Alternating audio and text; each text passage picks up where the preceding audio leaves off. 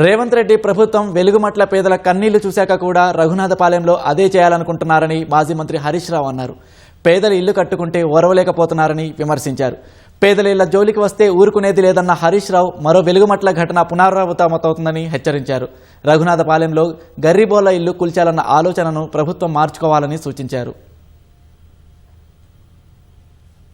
వెలుగుమట్ల పేదల కన్నీళ్లు చూసినాక కూడా మళ్లీ రఘునాథపాలెంలో అదే చేయాలనుకుంటున్నారా?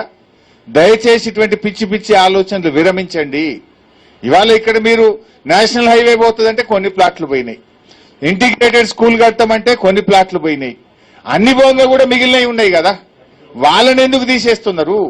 కావాలంటే 59 జీవోలో ఆ ప్లాట్లకు వాళ్ళని ఓనర్లు చేయి, హక్కులు కలిగి గాని ఉన్న ప్లాట్లు గుంజుకుంటామంటే ఇది చాలా దుర్మార్గమైనటువంటి పని.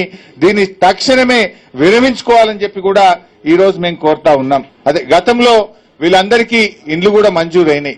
గృహలక్ష్మి కింద మంజూరు చేస్తే వాళ్ళు బేస్మెంట్లు కూడా కట్టుకున్నారు. నువ్వు ప్లాట్ గుంజుకుంటువి, అప్పు చేసో కష్టపడో బంగారం కుదబెట్టో ఓ 2-3 లక్షలు ఖర్చు పెట్టి బేస్మెంట్ కట్టిండ్రు, కొందరు ఇండ్లు కట్టుకున్నారు, కొందరు రేకులు వేసుకున్నారు. ఆ ఇండ్లు కూల్చడం ఇది సరి అయినటువంటిది కాదు. తక్షణమే వాళ్లకు ఇండ్లు మంజూరు చేయండి, యథావిధిగా వాళ్ళ జాగాలో ఇండ్లు కట్టుకోవాలి, లేదంటే మరో వెలుగుమట్ల పునరావృతమైతదని చెప్పి హెచ్చరిస్తా ఉన్నాం.